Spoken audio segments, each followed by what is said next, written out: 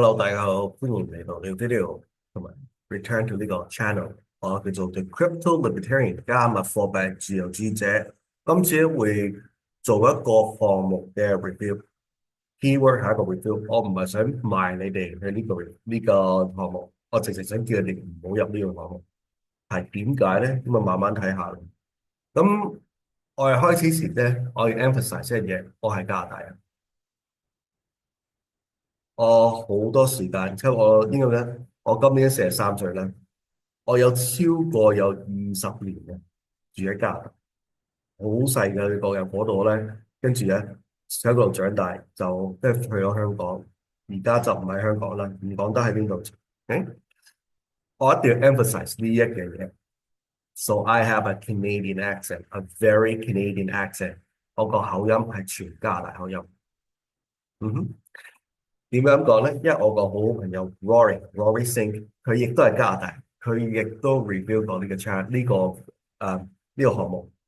咁我哋就睇一睇下點解我要咁樣講啦。好，咁啊第一樣嘢咧，我就睇到佢哋呢間公司咧，就呢個 CEO，呢個唔係 CEO，sorry，Head of Trading Department，Daniel Carter，Daniel Carter，聽到嗎？Daniel Carter，聽下咯。My name is Daniel Carter, and I represent Limdex Capital. 好似講唔到英文喎，and my name is Daniel Carter。佢係邊個？阿諾蘇華辛力加，個口音有少少似阿諾蘇華辛力加，但係好似有少少俄羅斯口音。我覺得係假嘅，但係咧，我喺網上邊就睇得到啦，揾得到。咦，有好多 demo 喎。Стали очень частыми на телевидении. 聽到連把聲咧係完全係一樣嘅，個樣除咗冇戴眼鏡之外，係嘛？睇得到係同一個人，叫 Oleg Gordievsky。俄羅斯人嚟喎，佢唔係加拿大人喎，所以佢講唔到自己個名咯。所以呢個可能係一個假嘅平台。第二樣嘢咧，我睇到個疑點咧，就喺呢一度，就係佢哋嘅地址，Two Bloor Street, West Toronto。做個簡單嘅 Google search 就睇得到，咦？佢哋都唔係，佢哋係喺幾多樓啊？第幾座？呢度嘅 tenant 有牙醫啦、dental 啦、chiropractor 啦，但係就有 Payday Loan，但係唔知幾多樓喎。咁你點揾佢？第二個問題喺度，第三個問題，ready？呢個係最大嘅問題。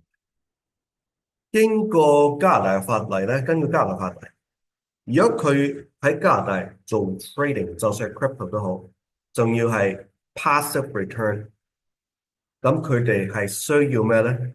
叫 Ontario Securities Commission registration，佢要同 Ontario Securities Commission register 咗先。但係佢哋只係有 business registration。我見到好多啊，呢唔知幾多年啦，起碼8年9年啦，有好多唔同嘅假公司都話哦，佢哋係喺加拿大 register，喺我國家 register 有 incorporation，但係冇意思㗎。如果佢冇 OSC registration，點解佢有美國 registration 咧？係咪唔 make sense 啊？佢哋喺加拿大啊嘛，點解有美國 business registration 啊？佢唔係要 business registration，佢係要 OSC registration，佢係需要俾你睇喺法律規定之內，係一定需要俾你睇嘅。如果佢呢間公司喺我個 home province 喺我省度，就需要 BCSC，要經過佢個自己嘅省嗰度，每個省我哋加拿大係有自己獨立嘅 Securities Commission。要 register，咁變咗咧喺嗰個省 register 咗之後咧，喺成個加拿大就合法啦，已經 harmonize 咗啦，大概呢10年嘅啫。但係呢度 nothing 冇啊，唔係代表咩喎，冇嘢嘅喎。下一個疑點就係佢哋所謂嘅 live trading。你知道我係每日都有 trade 㗎嘛，係咪啊？Profit 16%。你睇下當呢度咧，佢 trade 呢個啦 currency，我當佢有 trade 啫。個問題咧就係 strike price 幾多啊？佢話 strike amount 幾多啫？佢話啫嘛，邊個我哋過啊？但係呢度佢買係香港時間啊，諗佢係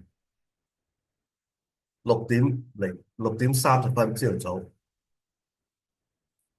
sell time 嚇，佢 hold 咁短時間就賣出去，喺1分鐘內，呢度又係一樣，喺 L Bank 呢度又係一樣，係嘛？見唔見到啊？跟住呢度10分鐘之前，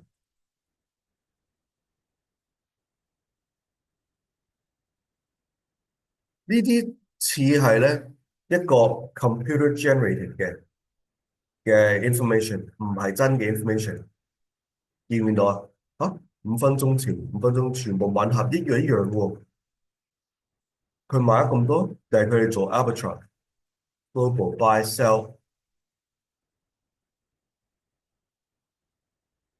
見唔見到？全部都係有問題嘅，係嘛？因為呢啲 trade 當佢 arbitrage 先啦，好冇？佢做呢啲 trade 嘅話，點解全部呢一紮嘅時間係完全一樣？係冇可能嘅事咁樣。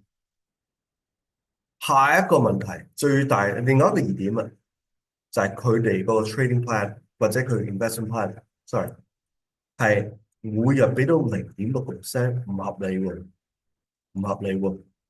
如果你擺100蚊落去，0.6%，大家都記得 JPEX 啦，佢最多即係假咁樣話俾你聽，每年20%，但係佢仲離譜到話每個日俾你0.6% 最少，最多可以最高到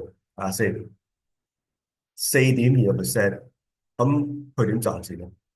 如果佢俾到你咁多嘅話，4.5%，如果我每日做到4.5% 嘅話，我唔使問你攞先，我自己 trade 啦，唔使講開公司啊，係咪先？你都真係傻嘅。咁啊，最後 final thought 就係話，如果你見到好似呢一類似嘅 investment 咧，你都知道係一啲 Ponzi scheme 嘅，係啲龐氏investment 嘅。你蝕錢嘅機會咧係100%，你最好就唔好抌錢落去。你做一個 review，做一個評估下先，係咪真定假？每一樣嘢睇下佢哋。如果你喺香港，佢哋法例規定嘅話咧，咁啊，梗係要有 SFC 嘅 registration 啦。如果你係香港人，你要想抌錢落去，佢冇 SFC registration，你抌錢落去做咩咧？佢 rug pull 你揾邊個？佢幫唔到你啊！我係加拿大人，我見到呢一紮嘢，已經見到唔對路啦。如果你真係就話想，咦，見到呢個 video 係咪？話我要抌咗錢落去，咁啊，我嘅 advice 咧就係話咧，你盡快攞錢走，盡快走，有咁快走得咁快就唔該。OK，今日就咁多，OK，拜拜。